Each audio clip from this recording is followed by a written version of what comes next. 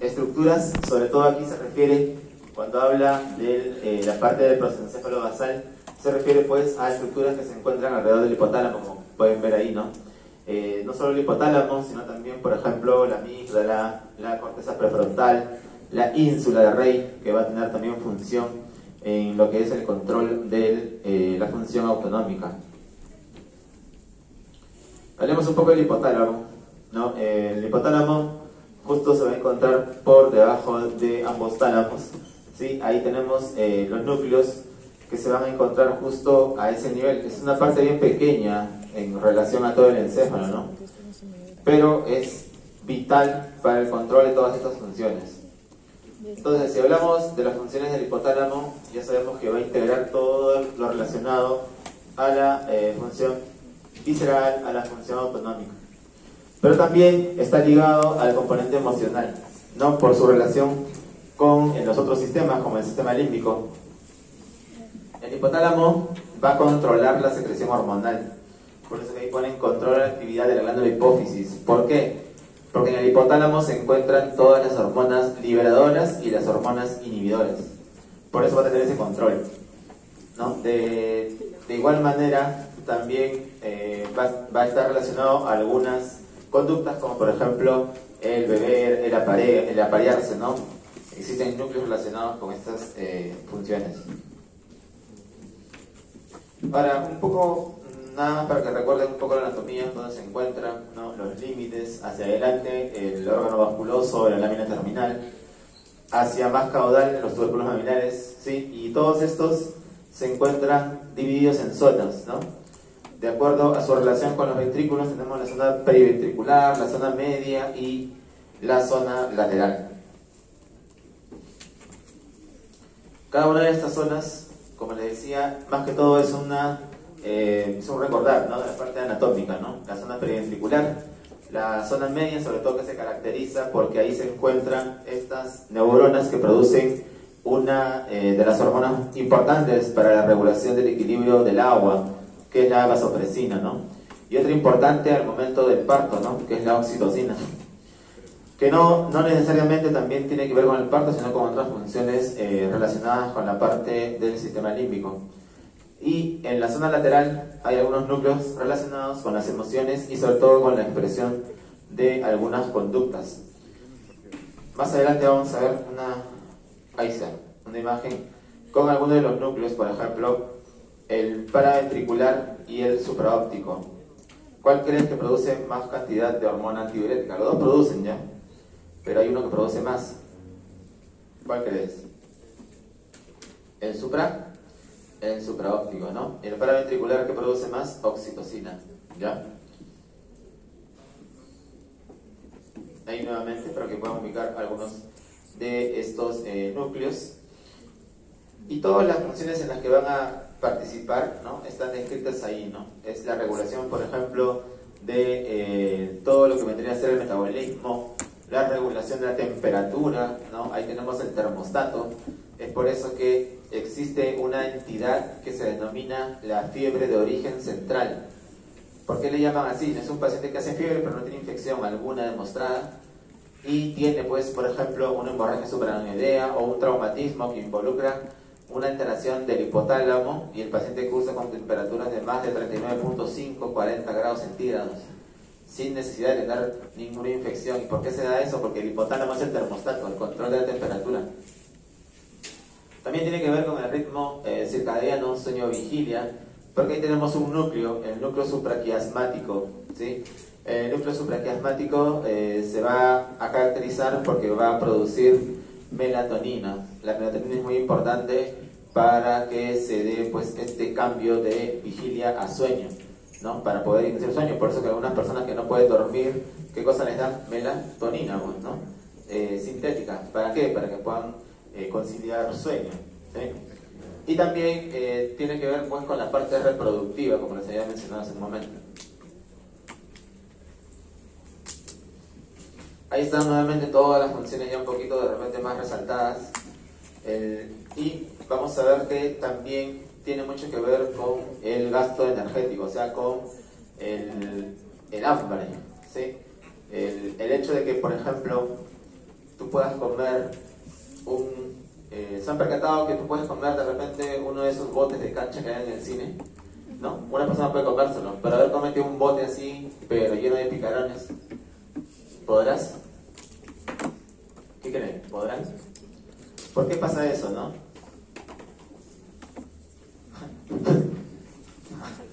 No, pues fisiológica, ¿no? Como que te empachas.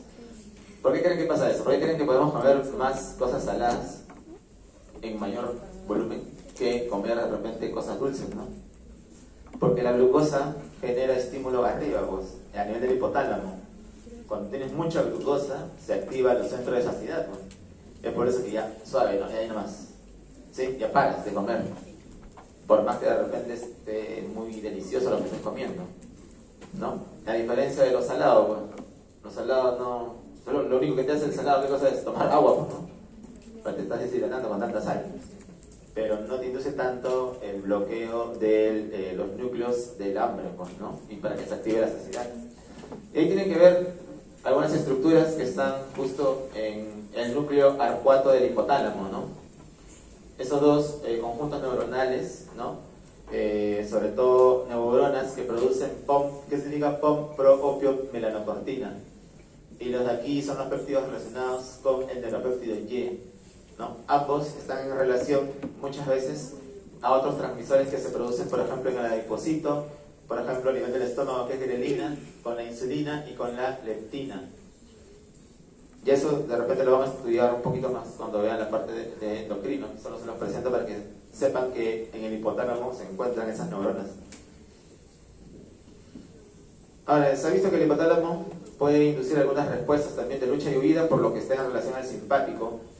Y también está relacionado pues con la parte de las emociones, el estado de ánimo, ¿no? La sensación, por ejemplo, de ansiedad o también el estrés, ¿no? O sea, el hipotálamo va a ser muy importante para todas estas funciones. Y también, de alguna forma, el control visceral va a tener algunos reflejos muy importantes, ¿no? Por ejemplo, este de aquí, que es el reflejo varoreceptor.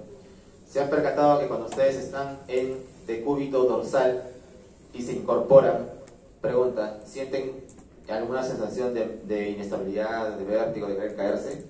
¿Sienten? No, pues no se levanta normal. Pero se han dado cuenta que algunas personas de edad, ¿no? Algunas personas que son diabéticos, algunas personas que tienen alguna alteración, se levantan y sienten que se van a caer. ¿Por qué? Porque se altera este reflejo. Este reflejo evita esos cambios de presión en el estar decúbito y ponerse de pie.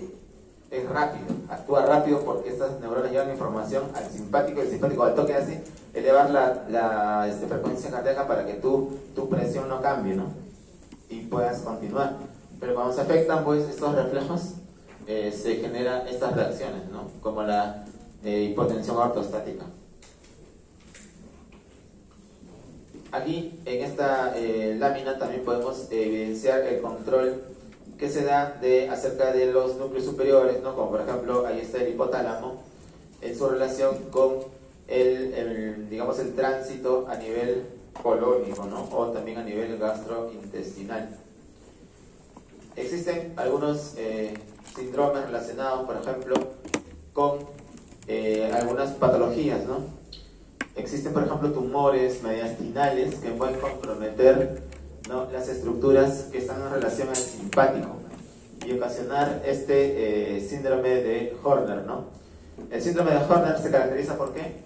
Porque hay una alteración en las glándulas ovoríparas. Como pueden evidenciar ahí arriba, las glándulas ovoríparas, ¿no? Ya no van a funcionar de una manera adecuada. En ese sentido van a generar demasiados aumentos, ¿no?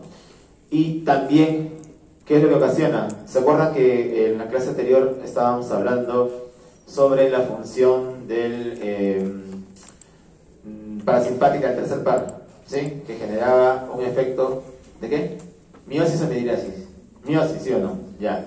Si hablamos del simpático, ¿el simpático qué genera? Midriasis. Si se altera, ¿cómo quedaría el ojito? ¿Grande en la pupila o pequeña? Pequeña, pues, ¿no? Por eso que aquí dice pupilas mióticas, ¿no? Y además también va a generar ptosis. que es tosis caída del párpado. ¿Ya? Y muchas veces esto se debe cuando existe una compresión a ese nivel, ¿no? Justo te ven ahí la flechita marcada, una bolita y una rayita, ¿sí? Se puede dar a esos niveles, ¿no? Y dar esa manifestación clínica. Muy bien, eso es lo que faltaba del sistema nervioso autonómico. Vamos a hablar un poco de sueño. No se vayan a dormir, ¿eh? El sueño es una de las funciones, o es un comportamiento humano muy importante, pues, ¿no? Si uno no duerme, empieza a tener alteraciones, ¿no? Desde el estado de ánimo, las contracturas, dolor de cabeza, ¿no? Se vuelven irritables. Una persona que no duerme está irritable. Ahora, el sueño, pues, de alguna forma varía en relación con la edad. Algunos de ustedes tienen un hermanito de repente de menos de un año o menos de 6 meses. Paran más tiempo que cosa. Durmiendo, ¿no? Qué bacán son cuando son chiquitos, pues duermen, ¿no? Que cuando son más grandes ya no duermen, ¿ya? Entonces, ¿qué es lo que pasa? El sueño va cambiando, o sea, desde la edad, en este caso los recién nacidos, hasta el adulto. ¿Ya? Va a cambiar en cuanto a la duración de sus fases y en cuanto también a la duración total. Prácticamente el sueño está presente en la mayoría de las especies animales, ¿no? Tienen de alguna forma un desarrollo cerebral, digamos de alguna forma más amplio, necesitan dormir. Por eso que acá dice que es un proceso vital y muy complejo, ¿no? Ahora, el sueño, vamos a ver que se van a presentar fases, y justo en la siguiente diapositiva, ahí está. Tenemos cómo es la distribución. Ojo, como dice el dicho, ¿no? Todo en exceso también es dañino, ¿no? Por eso que ahí ven en verde lo recomendado en horas y en rojo lo no recomendado. Si se dan cuenta ustedes, ¿dónde estarán? A ver, ¿dónde están ustedes? Entre 18 y 25 están, ¿no? Ya. ¿Cuánto deberían dormir? 7 horas. ¿Ya? 7 horas. Pero no más de 11, ¿no? No lo mires, ¿eh? No más de 11. ¿Yo dónde estoy? Yo estoy en el de arriba, ¿no? Debo dormir también 7 horas al menos. Entonces se dan cuenta que conforme van madurando, ¿no? Las horas van disminuyendo. Pero se tienen que mantener al menos ahí. Ahora, ¿cuánto es dañino? Cuando ya están, por ejemplo, mira, menos de 5 horas en los adultos de más de 65 años, que pasa bastante, ¿no? Por eso que un montón de pacientes gerontes de esa edad, sobre todo mujeres, más se ven mujeres, que no pueden conciliar el sueño, tienen esa sensación de que se van a caer, tienen esa sensación de que ellos lo refieren como inestabilidad, pero no es inestabilidad, pues es porque no duermen, ¿no? No duermen en la noche y el cerebro está muy cansado. Entonces no están completamente, de alguna forma, el cerebro no ha podido consolidar, por eso que pierden la memoria también, ¿no? Dicen, ya me olvidé dónde dejé esto. Pero en muchos de esos casos, recobrando una buena arquitectura de sueño, mejoran bastante, ¿ya? Eso también pasa en los jóvenes, ¿eh? Hay varios jóvenes que vienen pues, por alteración del sueño, no duermen y están perdiendo la memoria, ¿no? Dicen, una vez me vino una joven de una universidad particular porque no podía dormir, pero no podía dormir porque tenía una patología neurológica, no podía dormir porque estaba ansiosa, tenía mucha ansiedad, o sea, no podía dormir, dormía 3 horas a lo mucho.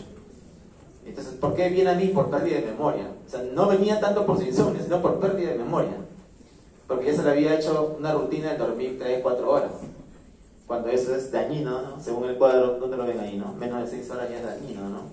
Para tu salud, ¿sí? Muy bien, entonces seguimos avanzando con lo que es sueño.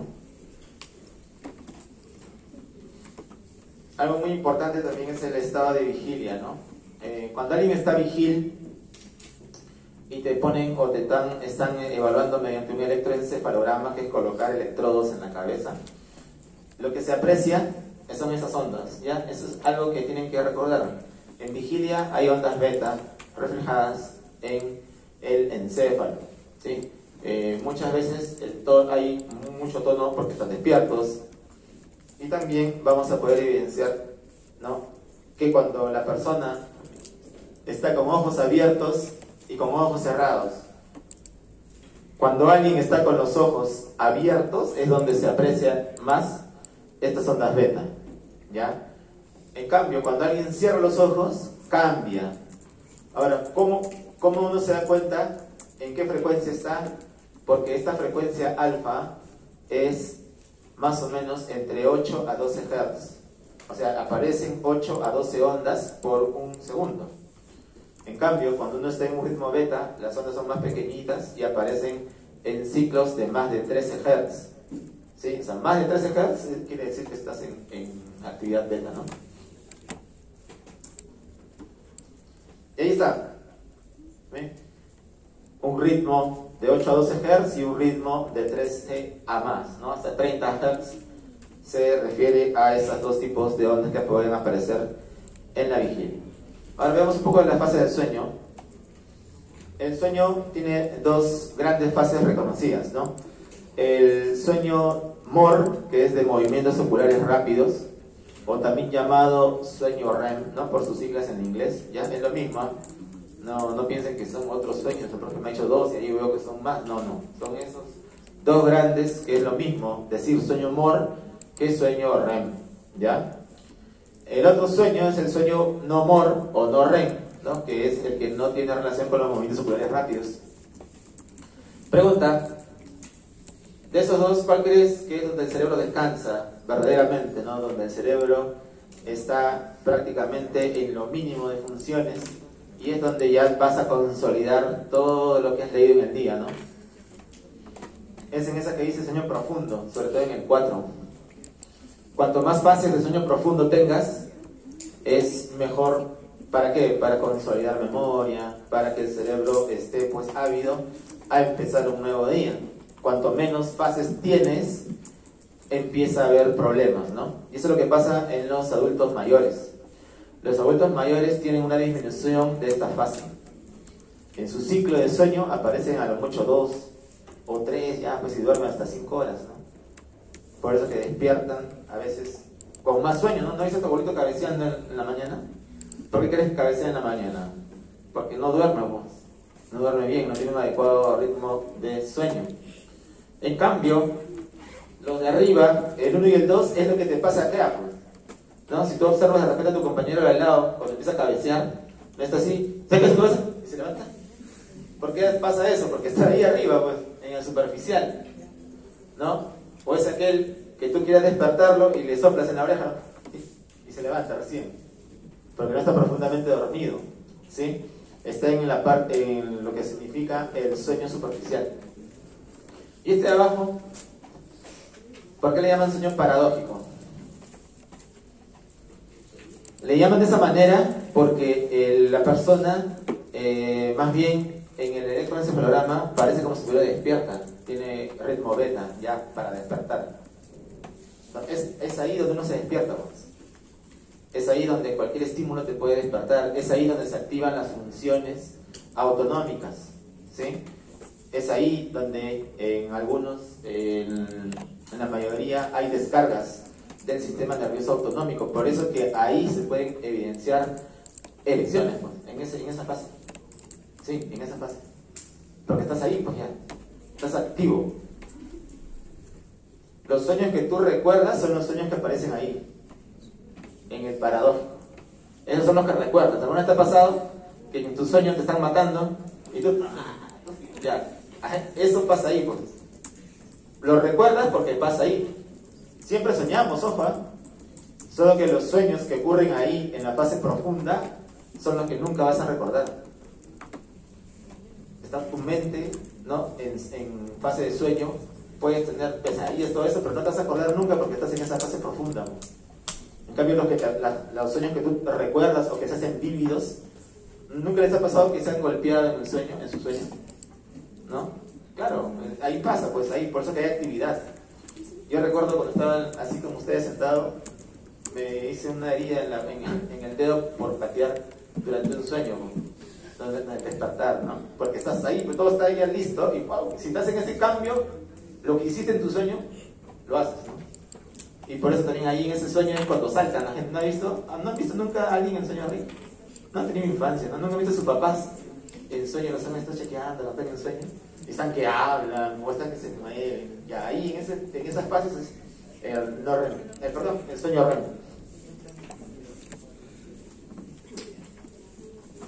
Y ahí está, cada cuánto van a ir apareciendo, ojo, las fases van apareciendo de manera secuencial. Más o menos va apareciendo estos ciclos entre 90 minutos a 120 minutos. Para tener todo el ciclo nuevamente y nuevamente vuelva a otra fase de sueño profundo y otra fase de sueño REM. Entonces, en el estadio 1 es la transición, es lo que popularmente conocen como cabecear, ¿no? No ha dicho nunca, el papá una cabeceadita voy a dar, ¿no? Ya, es ahí nomás, pues ahí no descansas. Por eso que se han dado cuenta que cuando dan esas siestas y no culminan una hora, se siente más cansado. ¿No se han percatado? Que es peor, ¿no? Dormir una hora, es mejor no dormir, pues, porque te vas a levantar peor, ¿no?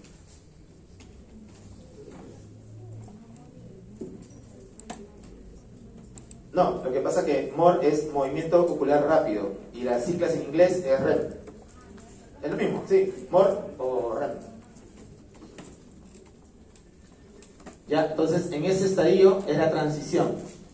De todas maneras aquí hay mucho movimiento ocular, por eso que si tú ves a alguien que está en esa fase vas a ver que los ojitos están que se mueven, se nota en los párpados, ¿ya? Y en algunos casos el tono muscular va a estar reducido, ¿no?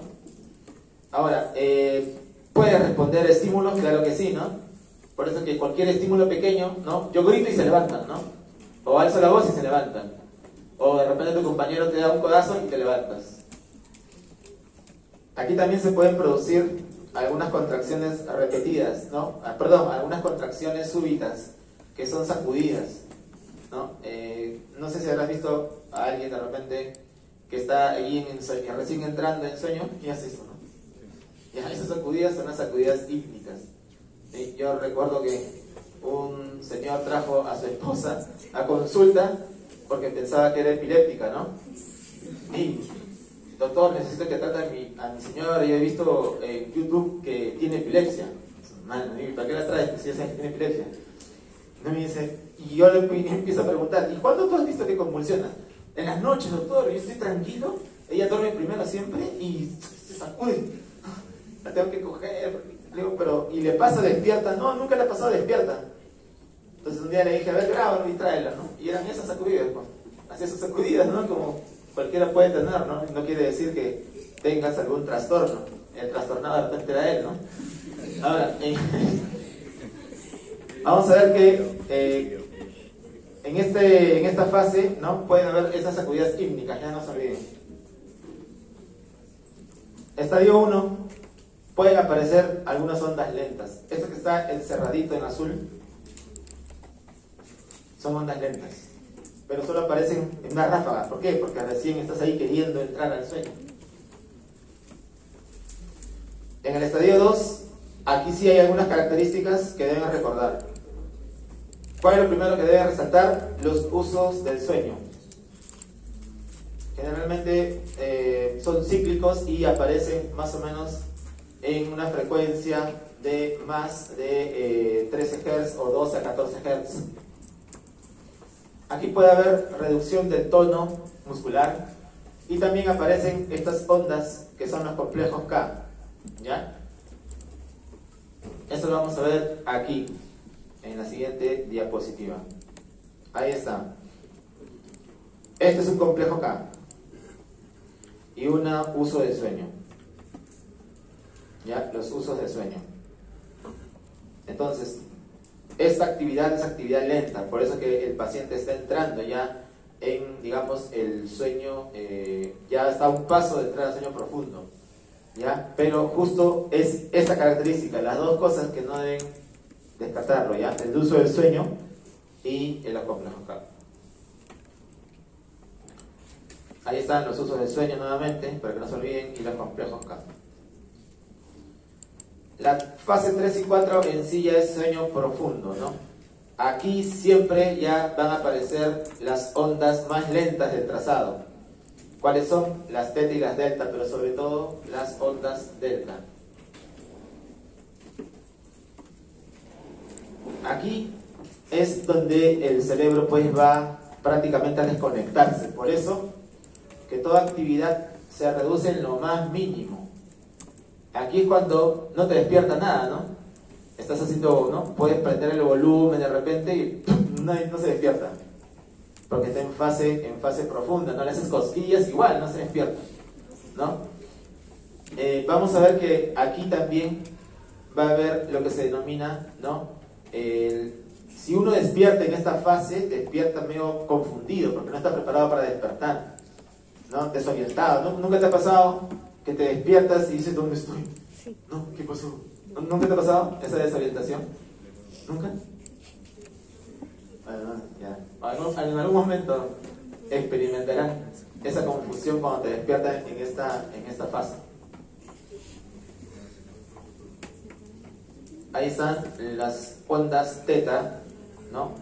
Estas ondas tetas tienen una frecuencia de 4.5 Hz a 6 a 7 Hz, ¿ya?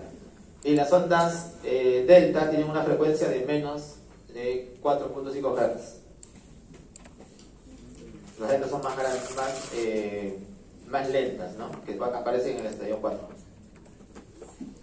Ya saben por qué se llama sueño paradojal.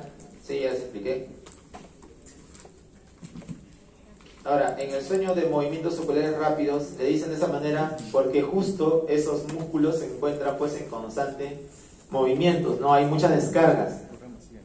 Las sacudidas son netamente en los globos oculares, ¿no? Y es por eso que el umbral es alto. ¿Se dan cuenta? Aquí cualquier cosa te puede despertar. Por eso que dice justo ahí el umbral para despertar es alto.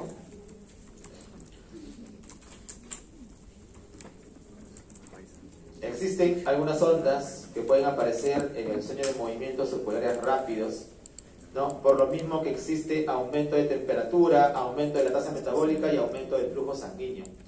Esas ondas que pueden aparecer en este sueño son las fotogeniculo-occipitales, ¿no? ¿Por qué tienen esa denominación? Por el lugar a donde van, ¿no? Van desde el puente hasta los cuerpos geniculados, ¿sí? Para de alguna forma estar prestos a despertar, ¿no? Y eso es lo que se aprecia en el trazado, ¿no? La aparición de estos movimientos oculares rápidos, eso es lo que le da el nombre a esta fase de sueño. Y también el hecho de que aparezca actividad beta, ¿no? La actividad beta les dije que era de vigilia, ¿no? Entonces aparece actividad beta como si el paciente o como si la persona estuviera despierta. También van a aparecer las ondas teta, ¿no? Acompañado a las ondas pues beta, ¿no? Ahora, el ciclo sueño-no-mor y sueño-mor puede aparecer en ese lapso, ¿no? Les dije hace rato entre el 90, en promedio, 110, 120, dice alguna literatura, pero aparecen más o menos en ese tiempo. Es por eso que es recomendable pues que no duerma más o menos 7 horas, ¿no? A ver, divide, ¿cuántos ciclos aparecen en 7 horas? Cada hora y media va a ir apareciendo uno, ¿no? O sea, en 6 horas ya tienes ¿cuántos? ¿No? Y más una horita por ahí puede aparecer otro. Entonces con esas, al menos con esas 4 fases ya estás tranquilo, el cerebro descansa. Cuando aparecen menos, ahí sí ya se interrumpe, ¿no? Y es por eso que tampoco fijas memoria. ¿Te has percatado que cuando te amaneces estudiando, todo lo que leíste en esa amanecida, te olvidaste después de un rato, ¿no? ¿Te ha pasado? ¿Sí, no? Es porque no fijas, Juan. Porque no, ese día que te amaneciste, la memoria que te va a ayudar es la memoria inmediata, lo mucho, pues, ¿no? Es la de horas, que se queda ahí y de ahí se borra. En cambio, cuando uno lee y duerme sus 6 a 7 horas, eso sí queda. Va afianzando en la memoria. En cambio, lo que tú lees y no hay un periodo de sueño de al menos 6 a 7 horas, no fijas. Por eso que es en vano, por eso estudiado solo para ese momento, ¿no? En cambio, lo que haces, aunque sea poquito cada día, va quedando más que estudiar solo todo y no dormir, ¿no?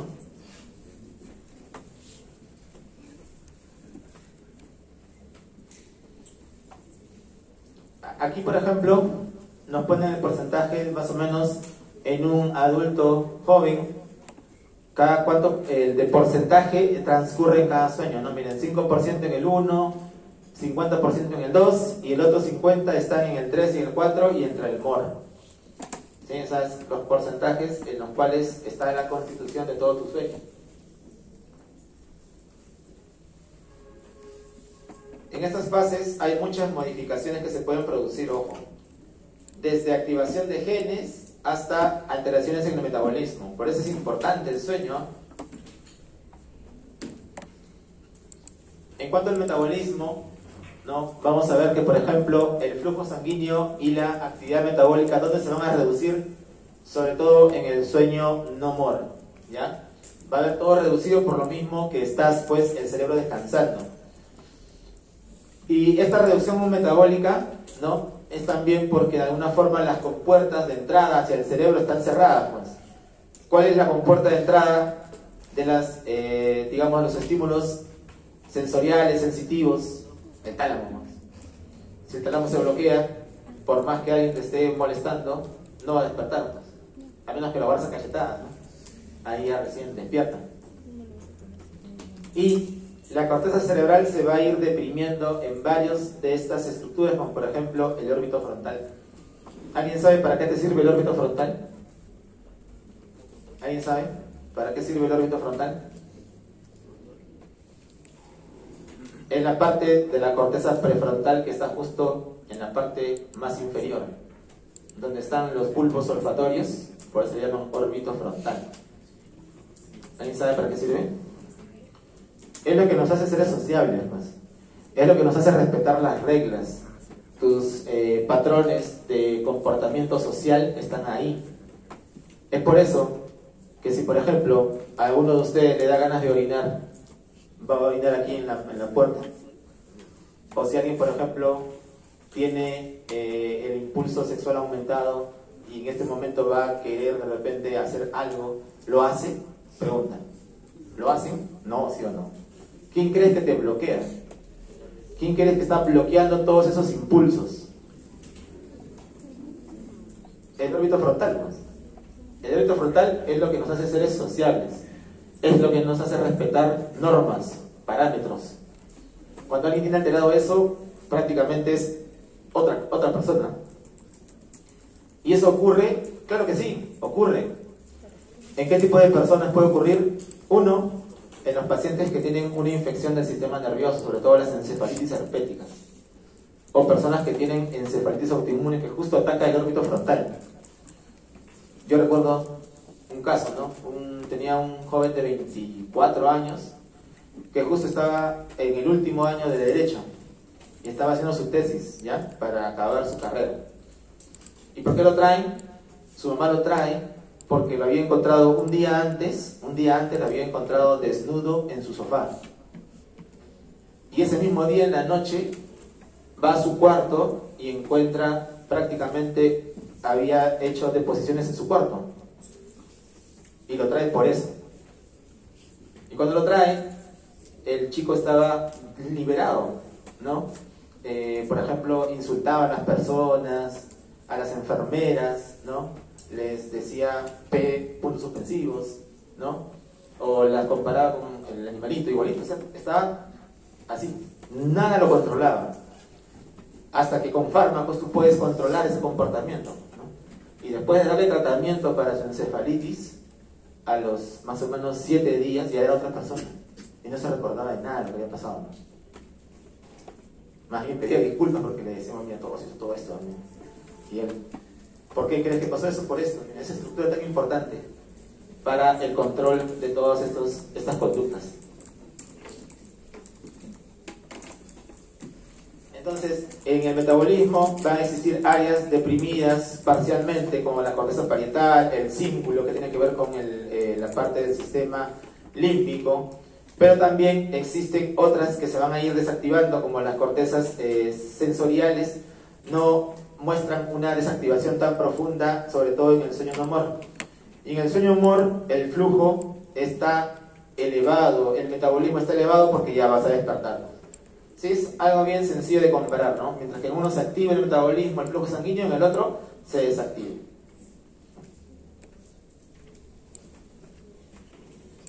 Ahora, existen las famosas áreas límbicas, que son las más activas en el sueño de movimientos oculares rápidos. ¿Te acuerdas que te dije que las elecciones ocurren ahí? ¿Sí? Entonces es en ese momento donde alguien al despertar puede tener, ¿no? Sea hombre o mujer, ojo, puede tener ese tipo de conducta. ¿Por qué? Porque está activado el cíngulo, y el cíngulo es parte del sistema límbico.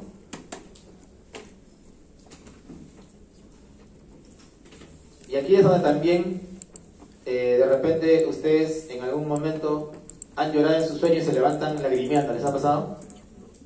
Ya, es porque aquí es fuerte todo el componente emotivo, pues la amígdala está hacia su máximo, a su máxima amplitud, y es lo que te hace que si en tu sueño estás llorando, te levantas y lloras, ¿sí?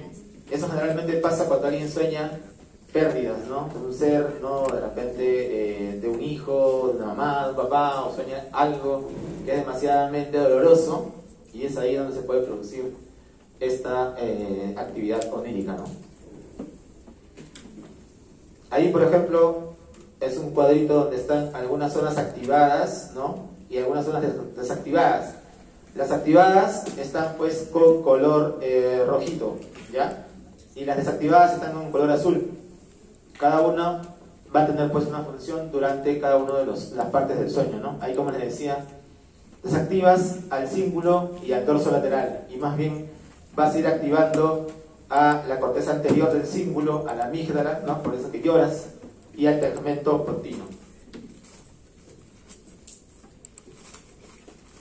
Como les decía, en el sueño profundo o no more es donde la compuerta talámica está cerrada.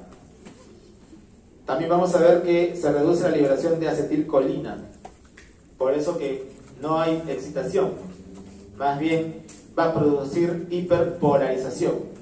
Ya sabes qué es hiperpolarizar, ¿no? ¿Qué era? Hacer más negativo, ¿no? Hacer más negativo a una neurona, hacer más negativas a las neuronas del tálamo, pues, ¿no? Y también lo otro que le decía, ¿no? Las cortezas prefrontales, cinguladas y parietales van a estar menos activas en el no more. Esto es lo mismo. Ahora, existen algunas modificaciones que se pueden dar a nivel molecular. Y aquí hay algo importante, ¿no? Lo que dice acá abajo. ¿Qué dice ahí? Potenciación a largo plazo. ¿Y eso con qué está vinculado? Con la memoria, pues. La memoria, chicos, es potenciar una sinapsis. Para potenciar una sinapsis necesitas que ocurran cambios, que la neurona empiece a producir canales, que la neurona empiece a producir receptores. Cuando se producen esos cambios en la sinapsis, hay potenciación a largo plazo. Por eso que tú recuerdas y activas esa red y se activa todo tu recuerdo. Pero si no haces eso, se desvanece, y es lo que les pasa, pues. Es lo que ustedes se han dado cuenta, ¿no? Que les pasa cuando estudian un día para el otro algunas cosas que no han estudiado en todo el semestre. Es porque no se ha formado eso, potenciación a largo plazo, ¿ya?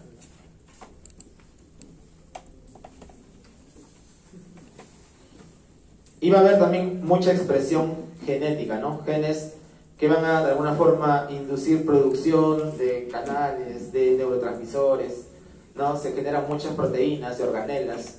Y aquí en este cuadro hay algunas de estas características, ¿no? Que ocurren durante el sueño.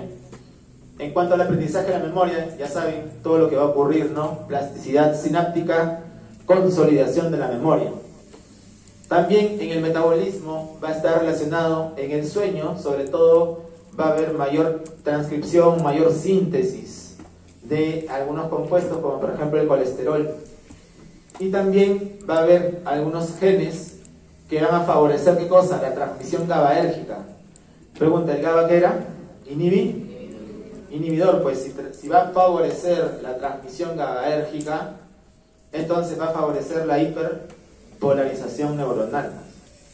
¿Ya? Entonces, por eso es importante el sueño. Por eso es que cuando no duermes, cambia también tu estado de ánimo, ¿no? ¿No te has percatado? estás irritable, porque no hay alguien que te frene. Hay disminución de neuronas GABAérgicas si no duermes. Por eso que no hay nadie que inhiba. Por eso que no haces el procesamiento de, oye, no me debería comportar de esa manera, ¿no? Solo eres emotivo en ese momento. ¿Por qué? Por eso.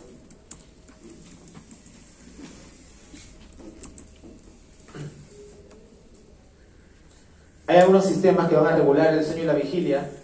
Por ejemplo, el SARA, ¿no? Por ejemplo, el sistema hipotalámico del sueño, el supraquiasmático, ¿qué producía? Melatonina. ¿Para qué sirve la melatonina? Para el sueño, ¿sí o no? Es por eso que, ¿por qué crees que la noche favorece el sueño? Porque cuando no hay luz, eso es percibido por la retina y manda la información hacia el núcleo supraquiasmático para producir melatonina.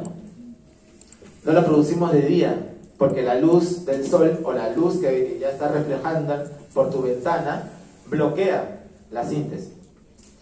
Es por eso, no sé si te habrás percatado, ¿alguno de ustedes tiene cortinas negras en su cuarto? ¿No hay? Ya, en algún momento como hace cortinas negras y van a ver que duermen más. ¿Por qué? Porque no entra luz a su cuarto, como vampiros están, ¿no? Y duermen más. ¿Por qué? Porque tienen más secreción de melatonina. Yo hago eso los fines de semana, ¿no? Tengo dos cortinas, una marrón hacia afuera y una negra por dentro, ¿no? Entonces cuando quiero dormir más, lo cierro todo y todo está oscuro. Son las 9 y yo sigo durmiendo.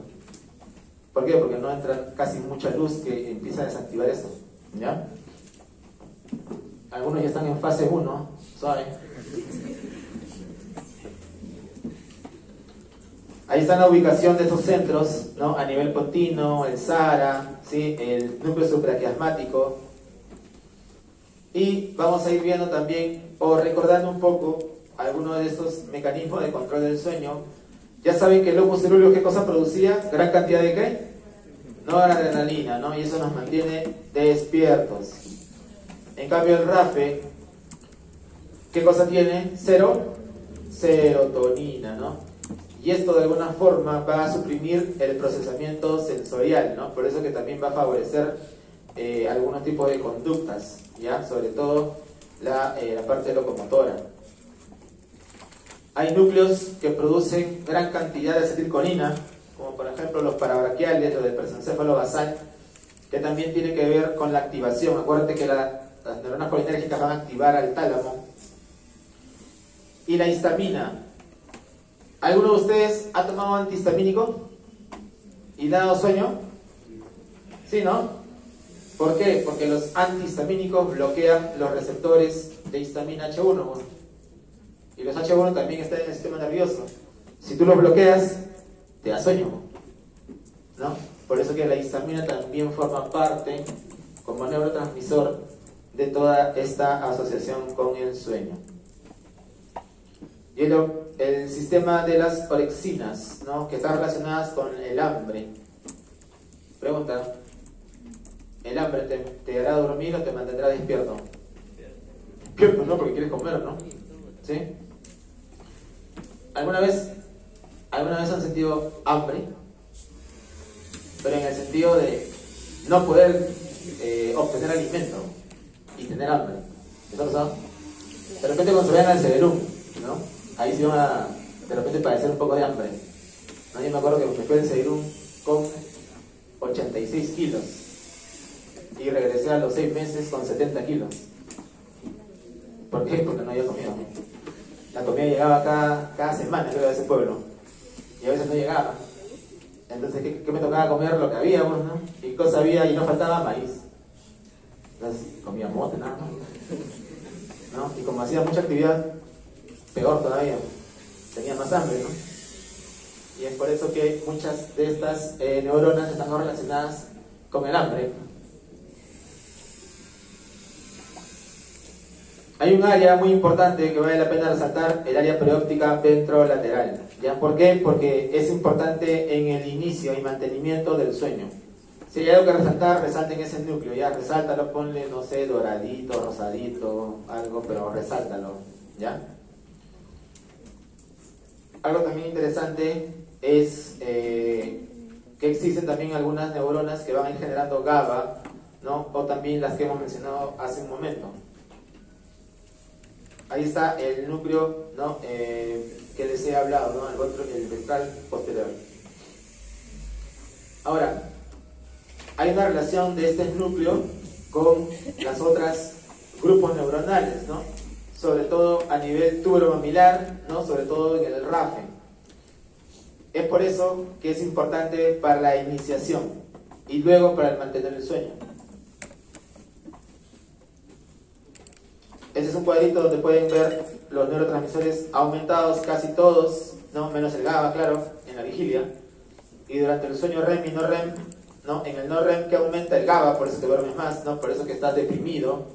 Y en el sueño REM, ¿quién aumenta? La acetilcolina. Algunos de los cambios que se producen durante el sueño en todo tipo de regulación, sobre todo cardiovascular, respiratoria, endocrina, temperatura, digestión, función sexual también, ¿no? De repente ahora no es tan notorio como en épocas anteriores, ¿no? ¿Se han dado cuenta que hay más casos de esterilidad e infertilidad ahora que antes? ¿Se han dado cuenta? ¿Por qué crees que pasa eso? Por ejemplo, cuando yo entré a medicina, te hablo en el 2002, hace mucho tiempo, en el salón de 140 personas habría pues 40 mujeres, 40, ¿no? El resto éramos hombres. Pero ahora se ha invertido, ¿no? ¿Se han dado cuenta? Yo enseño en varias universidades, ¿no? En la de Piura, en la científica, en la Ricardo, y siempre veo más mujeres que hombres. ¿Y por qué les hablo de eso, no? Porque esta carrera es de mucho estrés, ¿no? Es de mucho estrés. Y pregunta, si tú ingresaste a los 18, súmale 7, 25, ¿no? Ya, si has pasado todo así, bacán, ¿no? Pero si por ahí jalaste uno, ya súmale uno más, 26. Un año de Serum, 27. Hasta que vuelvas a postular, 28, 29. Ya la agarraste a los 29 años, la especialidad. Por ahí te lanzaste a cirugía de tórax y cardiovascular, son 5 años más. Sales como especialista a los 34, 35, y a los 35 años ya eres gestante de alto riesgo obstétrico. Claro, a los 35 las mujeres son gestantes de alto riesgo obstétrico. Y empieza el estrés, ¿no? Porque ya quieres tener a tu hijito, ¿no? Y empieza el estrés. Y esa es una de las causas también de esterilidad, pues. En la mujer, recuerda que cuando uno estudia la infertilidad, la esterilidad, el hombre solo es un factor más. O sea, la mujer aquí, factores, hombre acá, factor hombre, ¿no? Y los demás factores. Y uno de los factores también es el estrés, pues. Es por eso que ha aumentado más esos casos, ¿no? Porque hay, de alguna forma, más estrés en el género femenino, ¿no? En cambio, un hombre, acuérdate de Melcochita, ¿no? 80 años, tiene una hija pero de 3 años. En el hombre no es tanto eso, sino más bien disminuye la calidad de tus espermas, ¿no? Disminuye y puedes tener más riesgo de trisomías, ¿no?